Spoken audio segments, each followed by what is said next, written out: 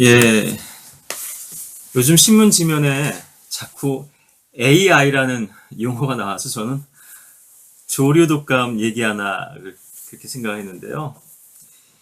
인공지능을 뜻하는 Artificial Intelligence의 약어죠. AI.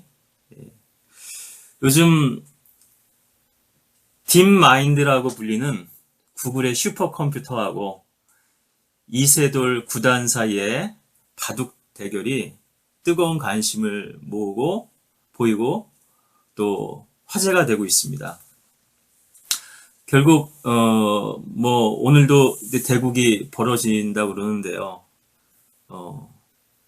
3전에서 다 패해서 이제 이미 패한 상태에서 나머지 두 대국을 남겨두고 있는데 이제는 과연 한 번이라도 이길 수 있겠는가? 한 번이라도 이기겠다. 이렇게 지금 각오를 보이고 있죠. 이것이 이제 미래 산업과 관련해서 지금 대전의 카이스트에서도 그 CEO가 강연을 하는데 아주 인산인해를 이루었다고 하는데요. 자리가 없어서 복도에도 앉아서까지 강의를 듣고 저거다 싶었겠죠. 앞으로 저걸 붙들면은 우리가 좀 먹고 살 수 있겠다. 앞으로 이것이 그 무인 자동차나 자율주행 차에도 적용이 되고 접목할 수 있는 분야가 무궁무진하기 때문에요. 이전에도 이런 연구들이 계속 진행되어 왔다고 하는데 그럼 과연 인간은 컴퓨터에게 패한 것인가? 어떤 과학자들은 2040년 정도가 되면 인간이 로봇에 의해서 정복당할 것이다 라고 하는 경고를 조심스럽게 내놓는 그런 과학자들도 있더라고요.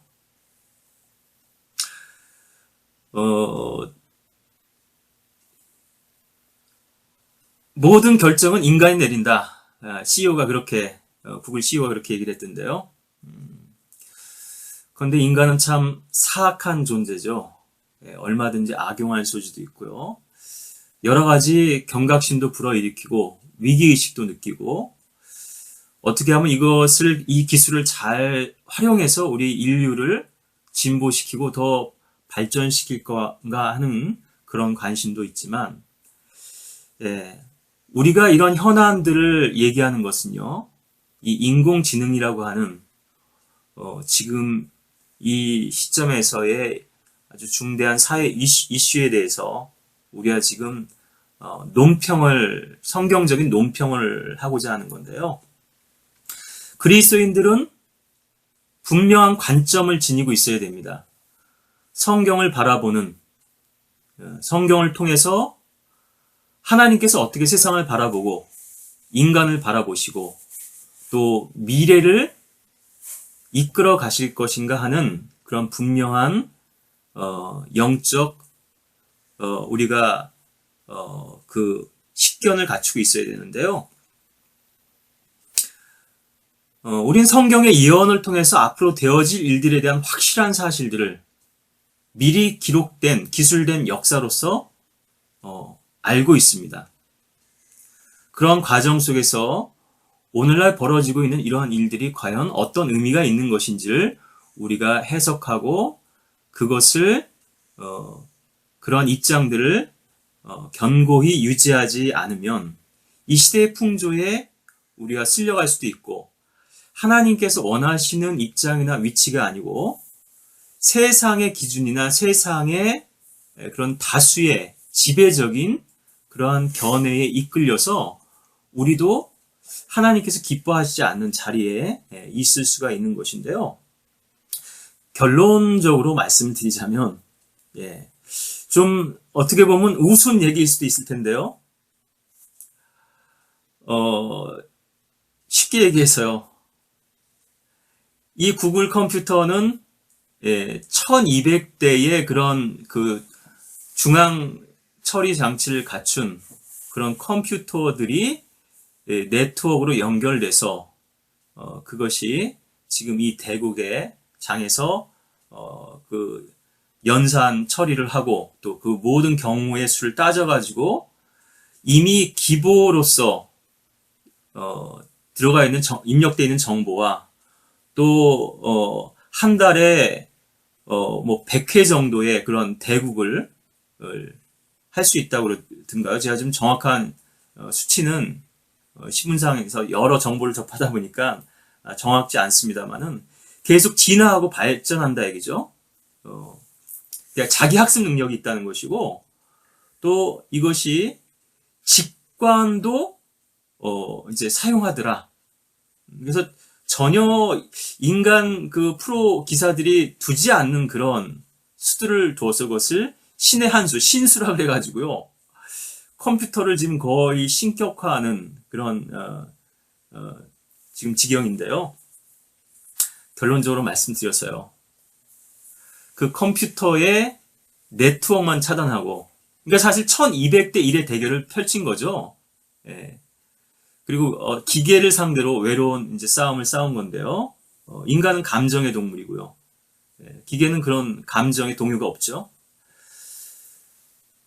컴퓨터 배터리만 빼고 전원만 뽑으면 그 컴퓨터는 무용지물이거든요.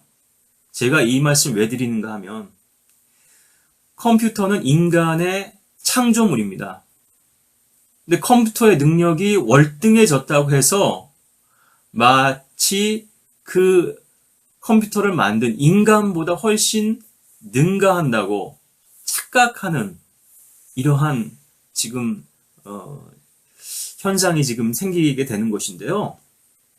물론 엄청 이제 두려운 존재로 위협으로 다가온 것만은 사실입니다. 우리가 영적으로 얘기했을 때 창조주이신 하나님과 피조물인 인간 사이의 관계도 한번 생각해 보면요. 인간들이 지금 얼마나 주님 앞에 교만하고 또 방자하게 행하고 있는가. 예. 자기들이 지식이 높아지고 이제는 뭐 로켓도 쏘아 올리고요. 수많은 첨단 기술들을 개발하고 삶이 풍요로워지고 예, 거의 불가능한 것이 없어 보이는 그런 지금 최첨단 문명 사회를 지금 우리가 살고 있는데 그래서 하나님을 무시하는 것입니다. 하나님이 과연 어디 계시냐? 인간이 신이지. 자, 이 부분은 우리가 성경에서 좀 잠깐 좀 확인해 보면요. 하나님의 영이 나를 지으셨고 전능하신 분의 호흡이 내게 생명을 주셨도다.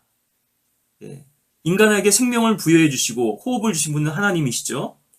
욥기 33장 4절에서 이렇게 말씀하고 계시고요.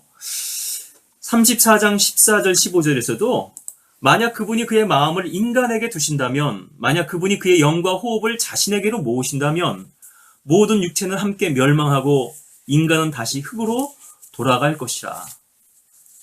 예, 아담에게 생명의 호흡을 불어넣으셔서 살아있는 혼이 되게 하셨는데요.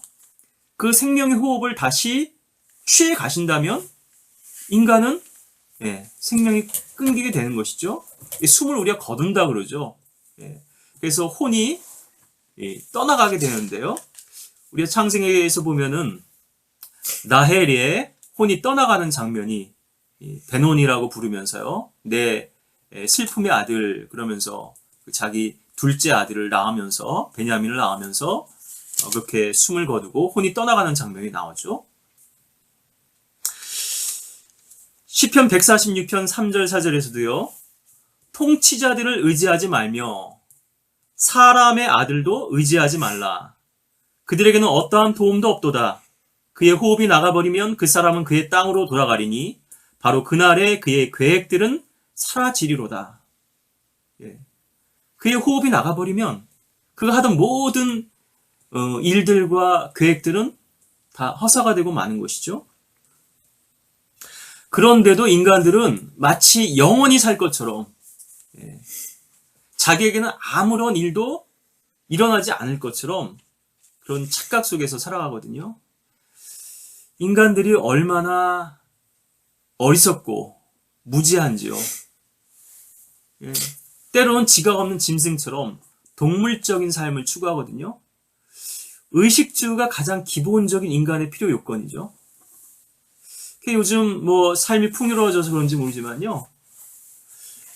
이제 통장에 돈 좀 있고, 노후에 자금이 있고, 건강하고, 내 집 있고, 그럼 이제 인생을 즐길 수 있다 이거죠. 예, 놀러도 다니고, 구경도 하고, 맛있는 것도 먹고 부부가요. 예, 그렇게 말년을 보내겠다. 그런데 왜 인간은 죽음을 생각하지 않고, 하나님의 심판을 생각하지 않고, 왜 그런 동물적인 삶에서 헤어나오지 못하고 있는가?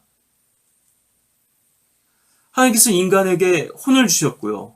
또 영을 주셨기 때문에 창조주 하나님을 찾게 만들어 놓으셨는데요. 이제 먹을 거 있으니까 됐다 이거예요. 자식들 좋은 대학 나오고 좋은 직장에 취직해가지고 자식들도 먹고 살만하고 아무 걱정 없다 얘기죠. 건강하고 그런 여유가 있으면 주위에 어려운 사람들도 좀 돌아봐야 될 거고요. 과연 나의 인생은 무엇인가? 내가 평생 지금 살아온 이 길이 내가 과연 무엇을 이루었고 앞으로 내가 죽음에 직면하게 될 텐데 그 다음엔 무엇이 있을 것인가? 왜 하나님을 찾지 않느냐는 것이죠. 진리의 말씀인 성경을 찾지 않고 거기서 자족하고 만족하기 때문에 너무나 평안한 가운데 죽고 또 지옥으로 순식간에 내려가는 것이죠. 성경에 재미있는 장면이 하나 나오는데요. 시리아의 하사엘이 그 왕이었던 베나닷을 이제 죽이는 장면이 나오는데 이것은 사실 성경에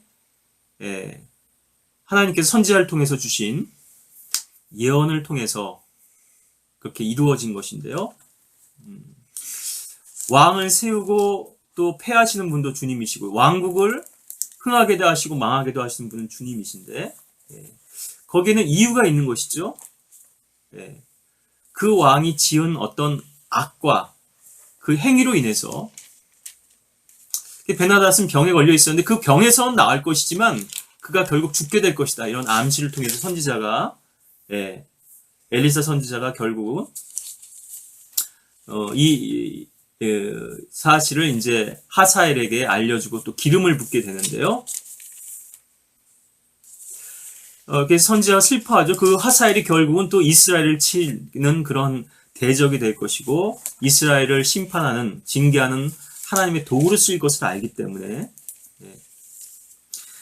두꺼운 이불을 물에 적셔서 왕의 얼굴에 덮자 그 왕이 죽었죠.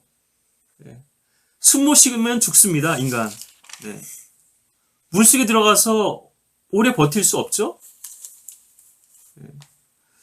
단 몇 초, 몇 분도 숨을 못 참는 게 인간인데요. 그런데 이렇게 마음이 자고해지고 높아져서 하나님을 대적하고 부인하고 조롱하는 지금 시대가 바로 이 시대인데요. 다시 이 인공지능 컴퓨터 얘기로 좀 돌아와서 컴퓨터가 아무리 똑똑하다 하더라도요. 그것을 설계하고 디자인한 것이 인간이고요. 그러니까 결국 인간이 악하기 때문에 로봇도 악해질 수 있는 것이고요. 나중에는 그런 인간들의 사악함으로 인해서 결국 역으로 로봇에게 지배를 당할 수도 있는 그러한 또 상황이 생길 수도 있을 텐데요. 지금 이러한 부분들은 사실은 과학자들은 미리 예견했던 부분이고 영화의 소재로도 자주 등장하죠. 뭐 트랜스포머 같은 영화도 그렇고요. 뭐 많은 영화들이 있지만 은연중에 그런 부분들을 또 미리 인간들이 주입시키는 그런 면도 있을 것입니다. 사탄이요. 앞으로 도래할 세계에 대해서 거부감을 느끼지 못하도록 UFO의 등장도 그렇고요. 뭐 맨인 블랙 같은 영화는 좀 코미디식으로 그런 부분들을 다뤘지만 사실은 그것들이 많은 부분에서 지금 현실로 지금 이 시대에 우리가 사는 이 시대에 지금 이루어지고 있는 일들이죠. 예. 지금 정부에서는 미 정부에서는 부인하고 있고 많은 정보들을 지금 비공개로 지금 시크릿으로 분류해서 그렇게 보안을 유지하고는 있지만요. 공공연한 사실이고요. 예. 제가 이 로봇의 맹점을 좀 말씀드리자면요. 지난번에 했던 그 벽돌과 산돌의 차이라고 하는 메시지에 보니까 이 유튜브 동영상에 추천 그런 동영상들이 떴는데 목재로 집 짓기 같은 이제 건축 동영상 강의가 올라 있더라고요. 제가 무슨 말씀을 드리려고 하는가 하면요. 검색 엔진이 이 영적인 개념을 이해를 못하는 거예요. 예, 인간은 물론 처음에는 오해할 수 있겠죠. 벽돌과 산돌? 이게 무슨 얘기인가 할 수 있겠지만 이 부류를 종교적인 영역이나 또 영적인 영역에서 분류하고 이해를 하겠죠. 이거는 직관이기도 하고요. 인간의 순간적으로 그런 부분들을 알아차리는 능력이 있죠. 또 여러분들이 언어 번역기 같은 거를 접해 보셨는지 모르겠습니다만 사용도 해보시고 언어라고 하는 것은 인간의 가장 복잡하고도 고도의 표현 행위입니다. 그리고 이것이 언어 간의 어떤 간극이 존재하기 때문에요. 번역이라는 게 참 쉽고도 어려운 것인데 그래서 또 번역은 또 반역이다 이런 또 말도 하고 하는데요. 이러한 언어를 표현하는 거 쉽게 얘기하면은요. 언어에는 반어법이라는 게 있습니다. 아이러니가. 그래서 대화 중에 전후의 문맥을 통해서 우리가 그 의미를 캐치하게 되는 것인데요. 야, 너 참 잘났어. 이 얘기는 사실 너 참 못났다는 거를 비꼬아서 얘기하는 것이거든요. 근데 이것을 컴퓨터가 어떻게 이해하고 반응하겠습니까? 컴퓨터는 사실 조크나 우스갯소리도 잘 이해할 수 없고요. 이것은 어린아이조차도 이해할 수 있는 웃잖아요. 코미디 프로 보고. 근데 컴퓨터는 할 수 없죠. 그래 우리 형제님이 자주 하는 우스갯소리지만은 인간은 제사상을 차려놓고 제사를 드리지만 원숭이는 결국 바나나 놓고 제사 드리지 않는다. 종교성이 없다는 거죠. 동물에게는. 영적인 부분이 약하다는 것이죠. 있긴 있겠지만요. 인간만이 이러한 언어라든가 또 종교성을 가지고 있고 그래서 이런 부분들을 로봇이 우리 인간 삶에서 많은 부분들을 대체할 수는 있겠지만 도저히 로봇이 흉내낼 수 없는 그런 부분들이 있다고 하는 것인데요. 그래서 로봇은 결코 인간의 영성을 대체할 수 없고요. 그래서 지금 앞으로 언론의 많은 분야에서 이제 보도가 되고 있는데요. 앞으로 몇 년 안에 없어질 직종들에서 몇백만 개의 일자리가 없어질 것이다. 충분히 가능한 얘기죠. 컴퓨터로 인해서 지금 또 기계로 인해서 많은 사람들이 지금 산업화 시대 이후로 그런 일자리를 잃은 것이 사실이니까요. 그렇지만 죄송한 말씀이지만 설교는 결코 로봇이 대체할 수 없습니다. 물론 절기에 따라서요.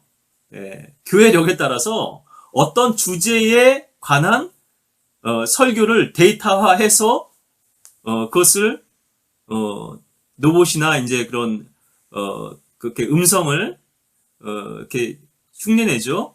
인간들의 음성을 흉내내서 이렇게 요즘은 또 이렇게 아나운서 하는 그런 것도 있던데요.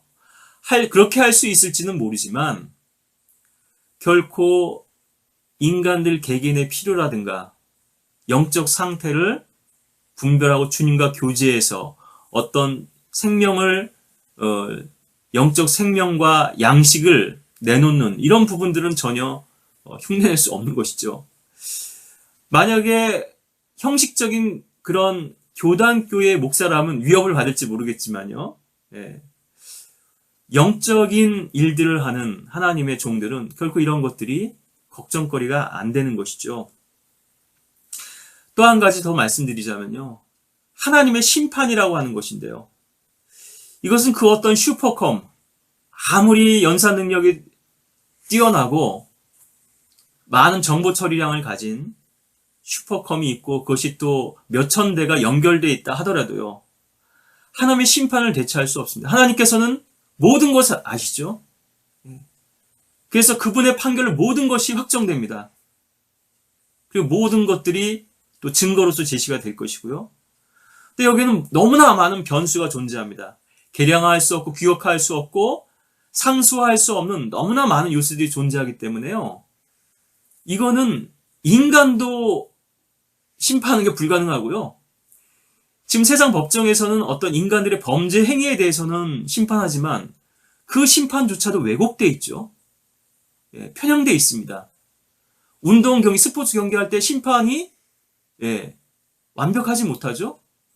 그래서 하는 얘기가 오심도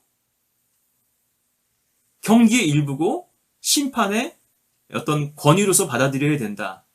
이것이 기본적인 경기에서 받아들여지는 룰이거든요. 하나님께서 모든 걸 아시고요. 우리의 모든 일들을 심판하실 것입니다. 우리의 마음속에 숨겨진 은밀한 동기와 의도까지도요. 성경은 과부의 두 렙다, 지난번에도 말씀드렸지만 부자가 드린 절반의 재산과 과부의 두 렙다. 이거 비교해서 평가할 수 있습니까? 심판은 상대적인 게 아닙니다. 어떤 면에서는 상대적이고요. 어떤 면에서는 절대적인데요.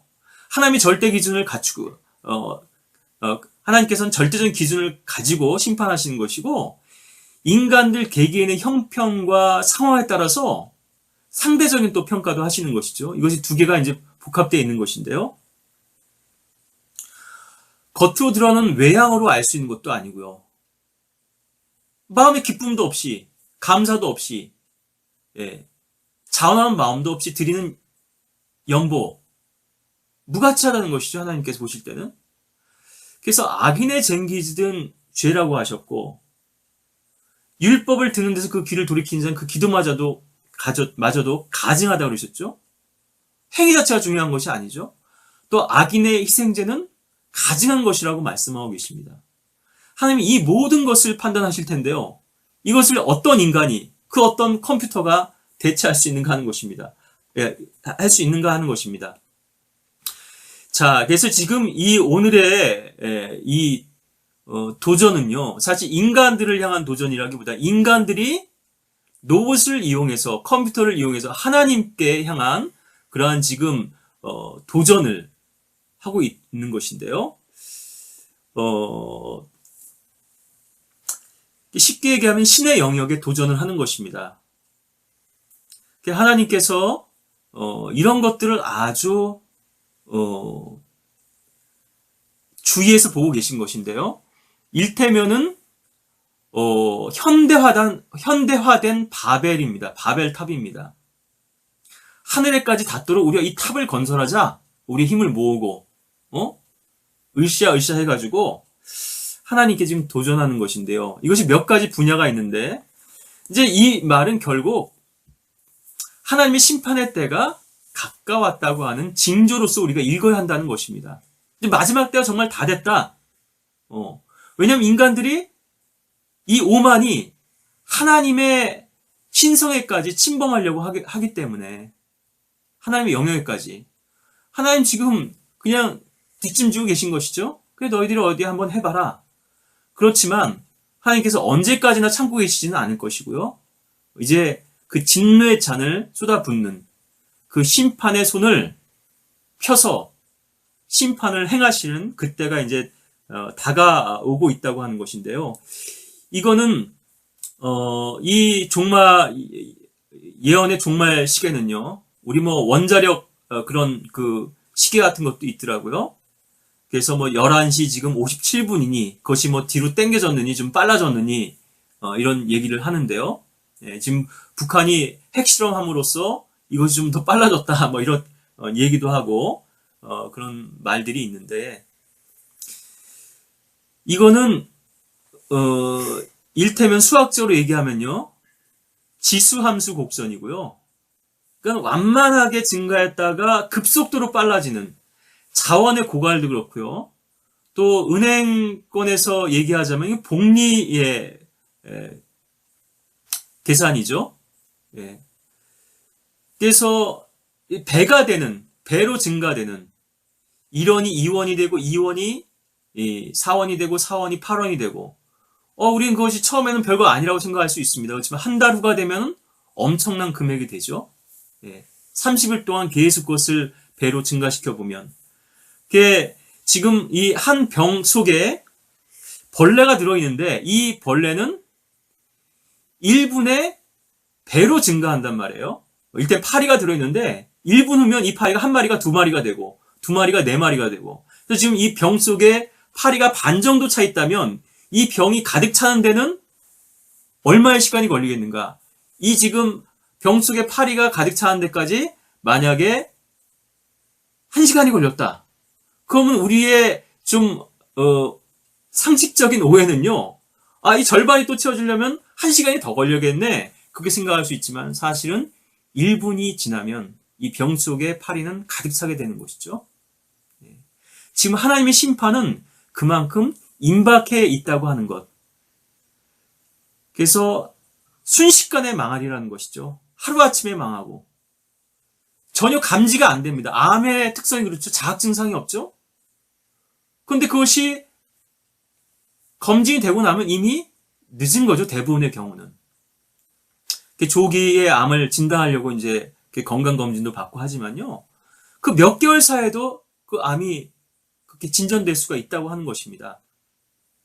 그런 것처럼 우리가 지금 살고 있는 시대도 우리는 평안하다, 안전하다 하지만, 하나님께서 언제 이 인간 사회 역사에 개입하셔서 심판을 행하시고 인간들의 모든 역사를 끝내시고 하나님의 역사를 이루실지 우리는 그 주님의 날, 주님의 재림의 때를 지금 고대하고 있는 것이지만요.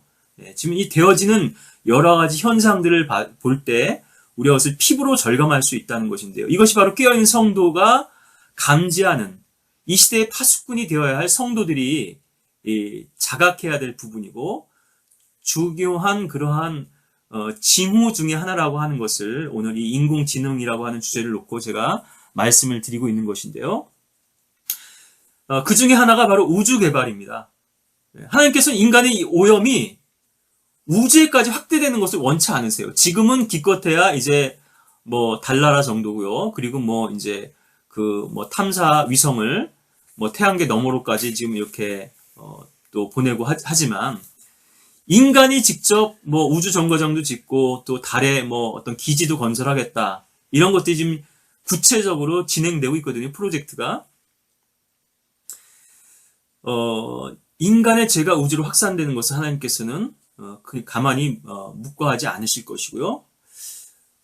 사도행전 17장 24절부터 27절에 보시면 세상과 그 안에 있는 만물을 지으신 하나님은 하늘과 땅에 주시니 그분은 사람의 손으로 만든 성전들에는 계시지 아니하시며 또한 무슨 필요한 것이 있는 것처럼 사람의 손으로 섬김을 받아야 되는 것도 아니시니 이는 그분이 만민에게 생명과 호흡과 만물을 주심이라. 또 하나님께서는 인류의 모든 족속을 한 피로 만드시어 온 지면에 살게 하시고 미리 계획하신 시기와 그들이 거주하는 경계를 정하셨으니 이는 주를 찾게 하려 함이라. 사람들이 하나님을 감지하려 하면 만나리니 그분은 우리 각 사람에게서 멀리 떨어져 계시지 아니하도다. 거주의 한계를 정하신 것이죠. 뭐 노키 산맥 같은 이렇게 높은 산에 보면 수목 한계선이라고 하는 것이 있거든요. 그 위로는 수목이 생존이 불가능합니다. 너무 고지되기 때문에요. 인간들은 저 추운 동토에도 뭐 북극이나 남극에도 살고요. 알래스카 같은 데도 살고 더운 사막에서도 삽니다. 또 열대지방에서도 살고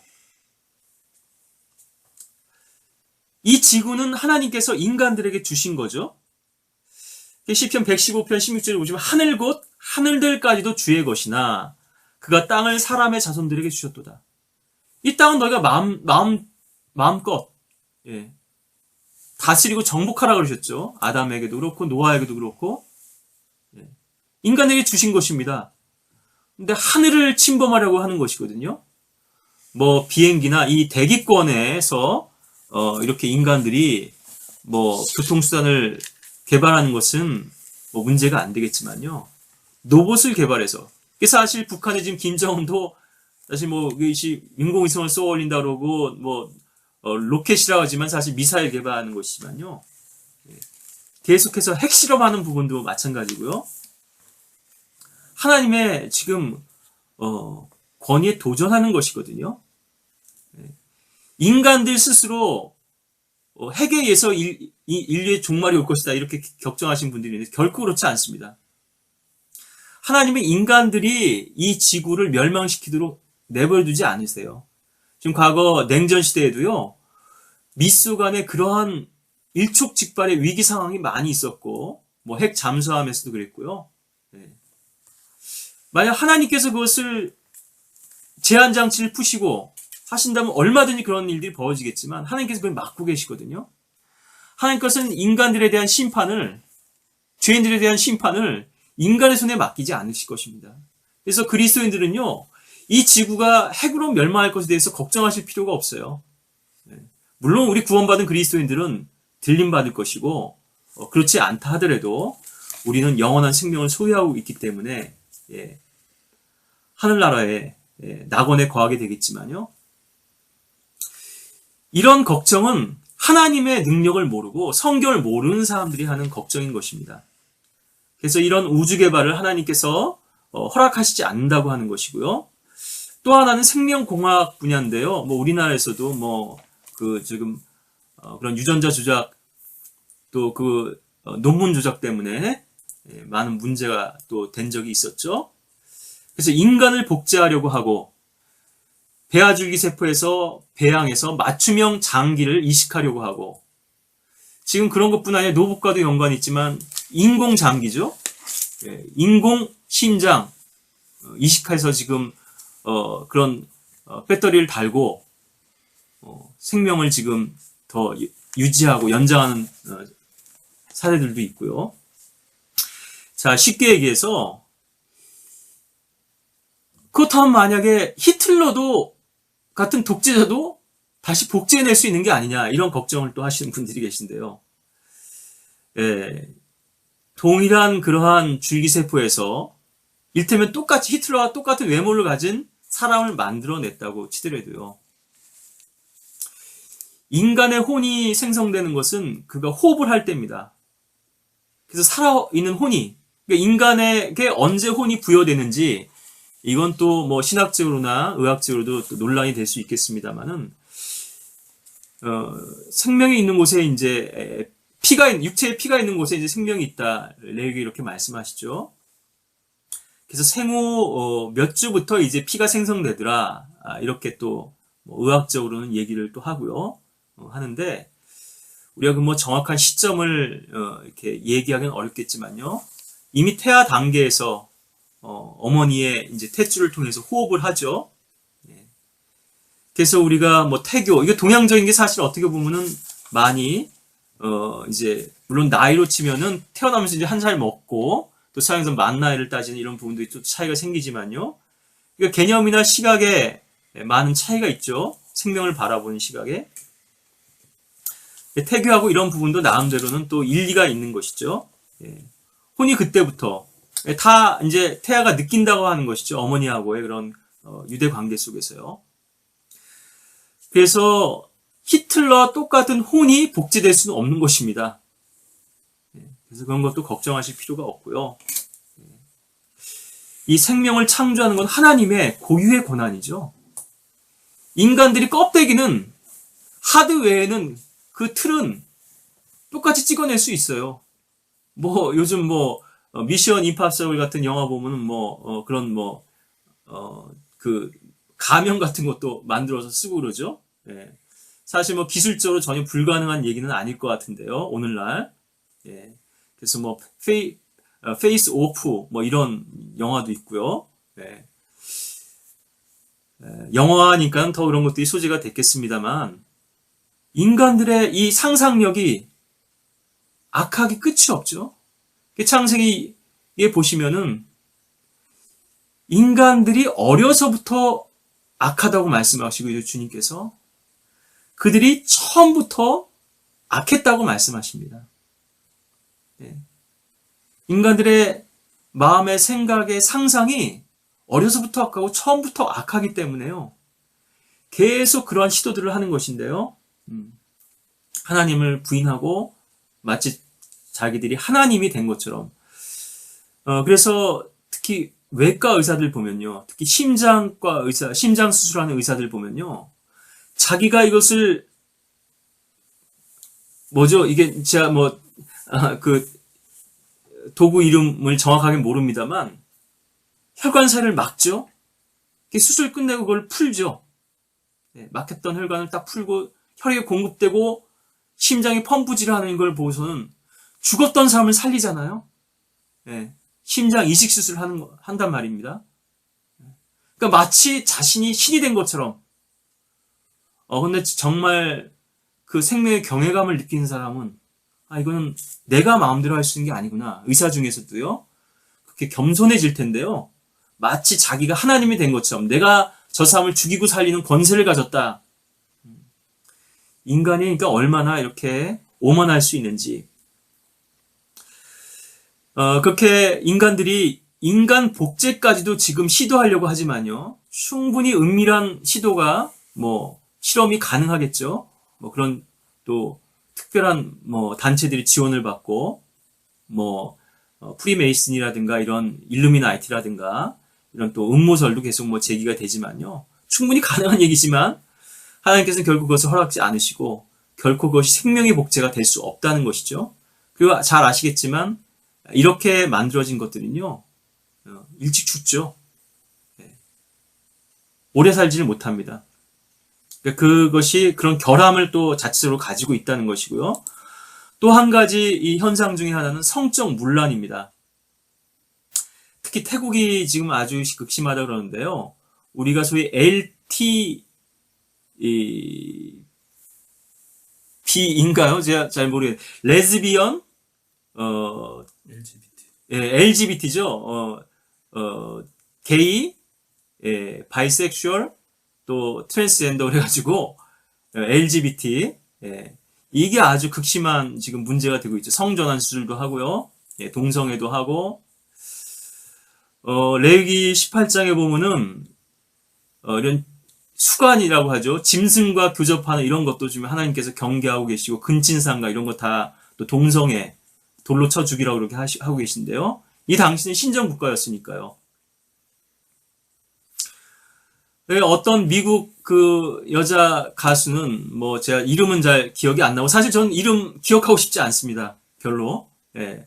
무슨 사일러스인가 잘 모르겠습니다만은 자기는 범성애자라 이렇게 얘기를 하더라고요.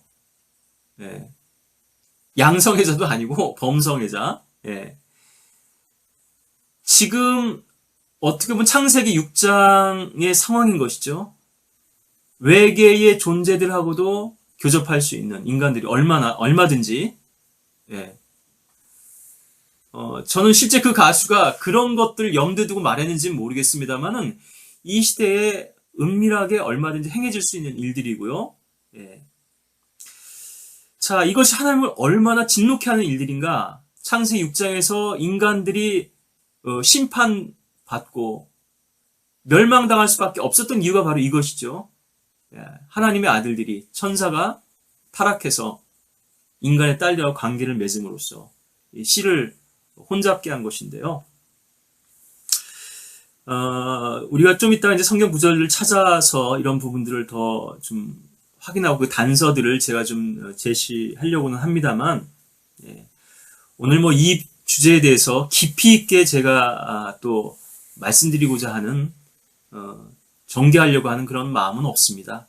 다만 지금 여러분들이 주의를 환기시키고 우리가 지금 어떤 시대에 살고 있는지 하는 부분을 이런 영적인 관점에서 이 성적 문란함이 또 어떤 또 하나님께서 보시는 아주 주요한 그러한 인간들의 죄악인가 하나님에 대한 도전인가 하는 부분을 지금 그 대목의 하나로서 말씀드리고 있는 것인데요. 우리 다니엘서 2장 42절, 43절 보시면 또한 그 발가락의 일부는 철이요 일부는 진흙이므로 그 왕이 부분적으로 튼튼하고 부분적으로 부서질 것이니이다. 왕께서 철과 차진 진흙이 섞인 것을 보셨으니 그들은 사람들의 씨와 섞일 것이나 그들이 서로 합하지 못하는 것이 철이 진흙과 섞이지 못함과 같으리이다. 여기 보면은 사람들의 씨와 섞이는 부분이 나오는데요. 예. 이 부분은 우리가 더 이제 깊이 성경을 공부하고 연구해 봐야 될 주제겠습니다만은 어떤 단서를 우리가 여기서 얻을 수 있죠. 사람들의 씨와 섞였는데요. 또 철과 차진 진흙이 섞였습니다. 우리가 오늘 주제인 인공지능이라고 하는 로봇이라고 하는 이 부분과 연관지어서 보자면 철은 사실은 카인이죠. 카인의 히브리어 어근에는 이 철이라고 하는 의미도 담고 있는데요. 이따가 또 철 연장에 대해서 지난번에 빠뜨렸던 부분도 더 부연해서 말씀드리겠습니다만은 철은 인간의 문명, 철기 문명이죠. 을 대표 결국 이것이 오늘날의 로봇 산업과 또 연결 지을 수 있는데요. 진흙은 차진 진흙은 인간을 대표하죠. 사이보그 인간 뭐 이런 거죠. 일테면은 아까도 뭐 일부 인공 장기 이식 말씀드렸지만 로보캅이라고 할까요? 또 뭐죠? 터미네이터? 네. 이런 뭐 영화에서 뭐 진작의 소재로 사용되었던 이런 부분들이 얼마든지 현실화될 수 있다는 것이고요. 이것이 심지어는 또 외계인들하고의 그런 성적 관계로까지 또 연결될 수 있는 그런 부분도 성경에서는 여러 가지 단서가 또 주어져 있다고 하는 부분을 말씀드리고요. 지금 우주 개발, 또 핵 개발, 또 생명공학, 그리고 성적 문란함, 그리고 네 번째로 인공지능과 지금 로봇 분야, 지금 우리 뭐 베리칩 얘기도 있었고요. 이식되는 거죠, 인체에. 이것이 뭐 꼭 짐승의 표라고 단정 지을 수는 없겠습니다만은 얼마든지 기술적으로 인간들의 모든 것들을 감시하고 정보를 그렇게 통제할 수 있는 그런 모든 것들이 지금 이미 이루어져 있죠. 적그리스도가 등장할 수 있는 모든 그런 지금 환경이 조성되어 있다고 하는 것이고요. 지금 당장 적그리스도가 등장한다 해도 전혀 놀라울 일이 아니라고 하는 것이죠. 지금 뭐 성 프란체스카 교황인가요? 아주 평화의 사도로서 미소를 띠고서 지금 다가오고 있는데 물론 뭐 교리적으로 보자면 우리가 이미 들림받은 이후에 휴거된 이후에 펼쳐질 일이겠습니다만은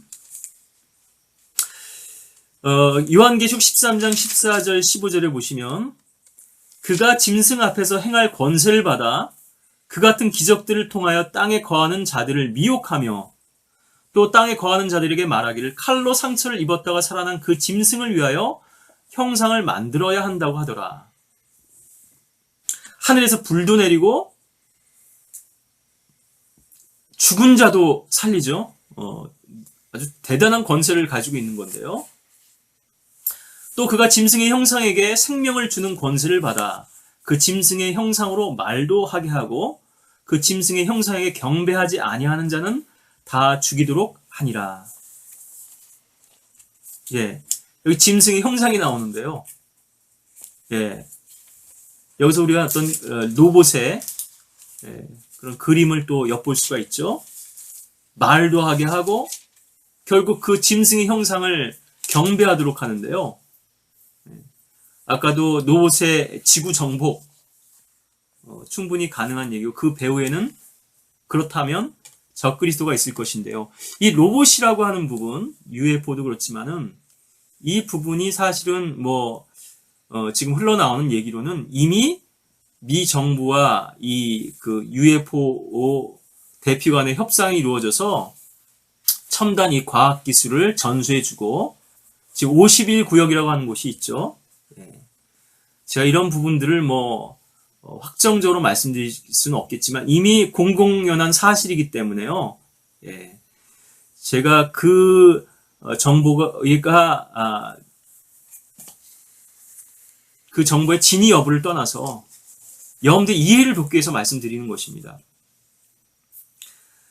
이제 나중에 이제 전면에 등장할 수 있는 그런 어떤 미략이 체결되었다 하는 얘기인데요. 충분히 가능한 얘기고요. 예. 이제 한 가지 결론적으로 이제 마무리 지면서 말씀을 드리자면요.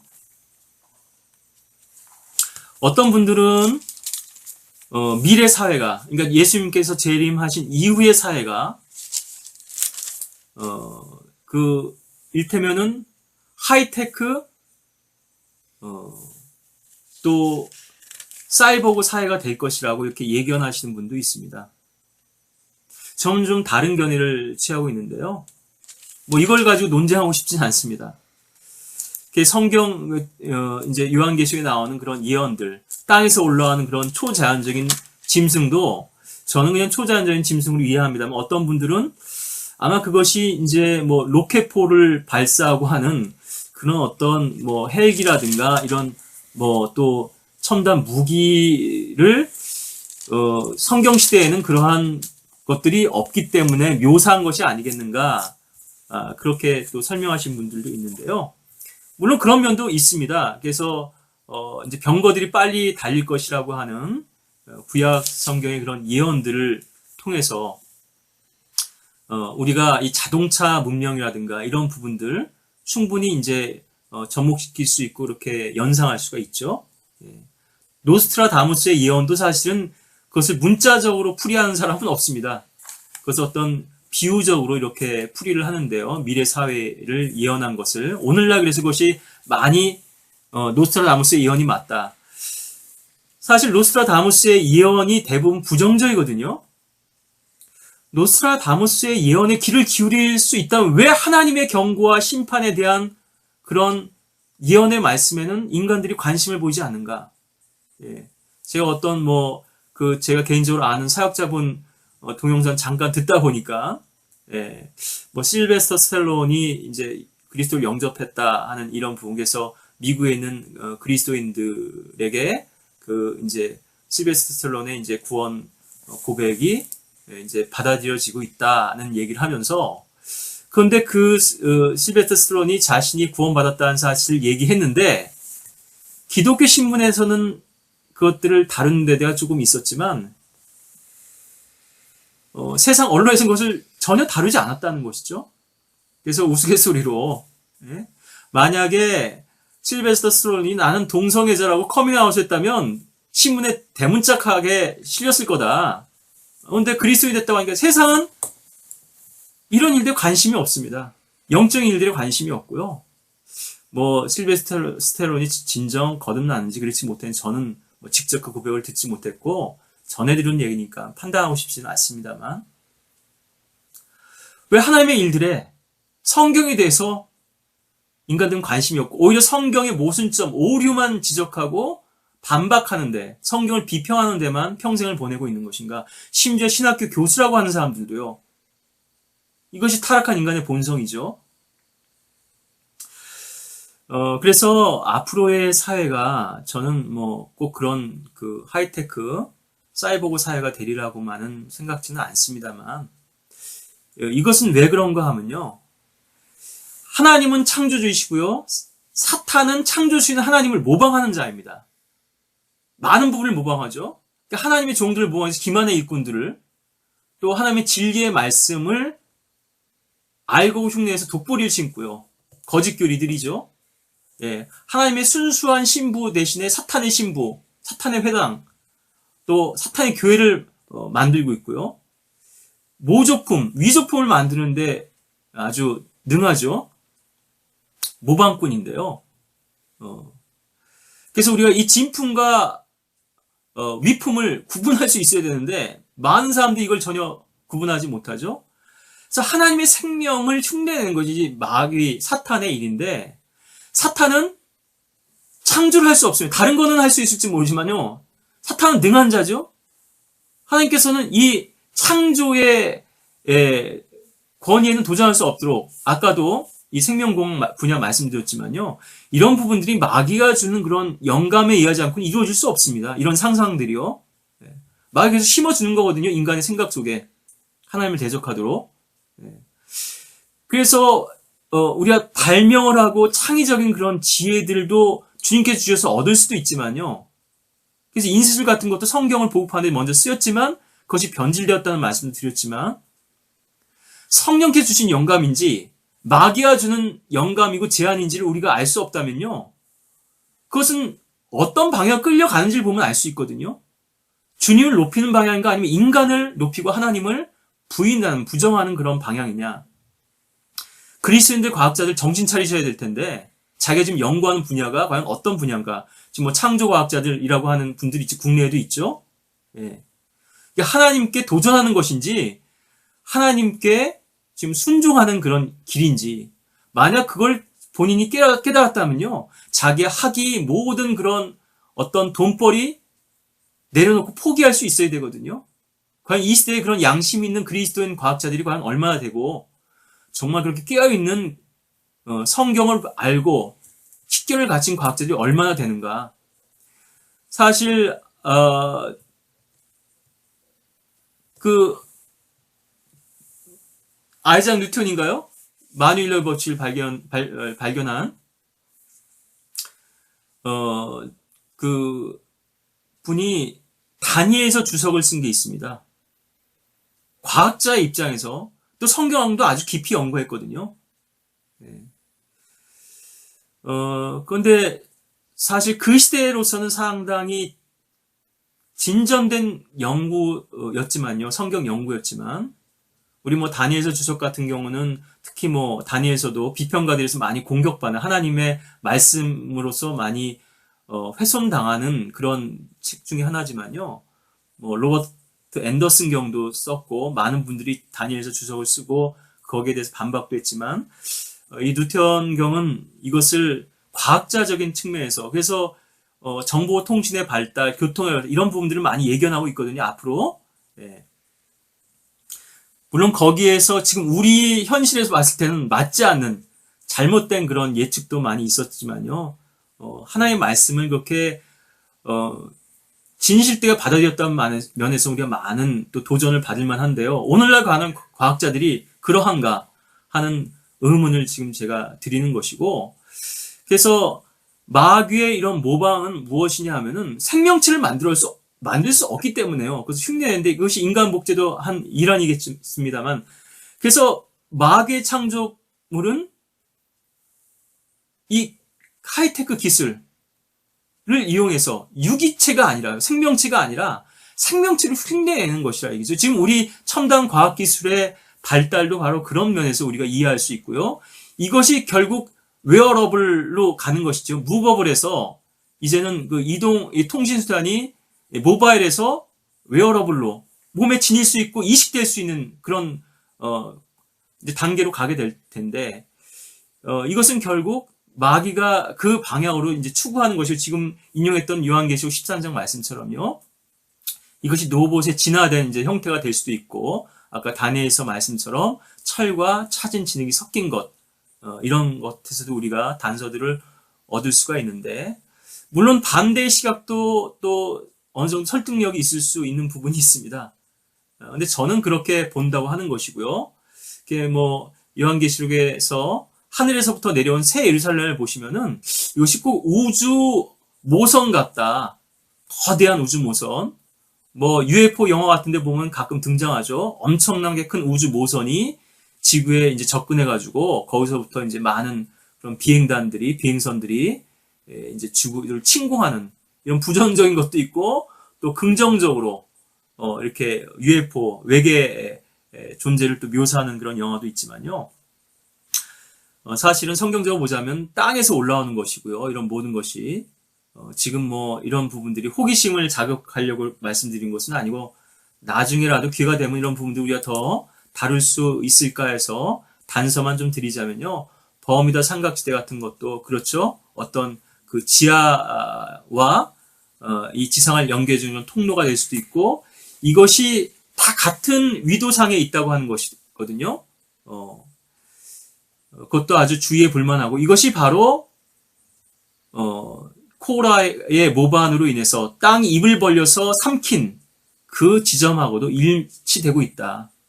우리가 많은 성경을 연구하다 보면 많은 것들을 우리가 깊이 있는 부분들까지도 성경을 통해서 많은 정보들을 얻을 수 있는데요. 이것이 과학자들이 알 수 없는 부분이고요. 오직 성경을 믿음의 눈으로 받아들이고 보는 사람들이 얻을 수 있는 영적 통찰이자 또 해안이라고 할 수 있을 것이고, 이러한 관점에서 오늘날 벌어지고 있는 일들을 여러분들이 주의해서 보시고, 그래서 결국 우리의 결론은 하나님께서는 인간들을 심판하실 것이라는 거죠. 한계치를 정해 놓으셨다는 거죠. 이 선을 넘지 못하도록 한계를 정해 놓으셨고요. 우리가 이 마지막 때에 펼칠 수 있는 사역이라고 하는 것은 먼저 우리가 깨어서 이 시대의 풍조, 이 조류에 휩쓸리지 말아야 하는 것인데, 많은 사람들이 은연중에 자기도 모르는 사이, 좀 전에 크리스천 과학자들 말씀드렸지만요, 자기가 무슨 일을 하는지, 어디로 끌려가는지도 모르는 채로 가고 있기 때문에 경각심을 드리는 의미에서 이 말씀을 드렸고, 또한 우리는 혼들을 이겨와야 되죠. 구원의 방주로 옮겨와야 되죠.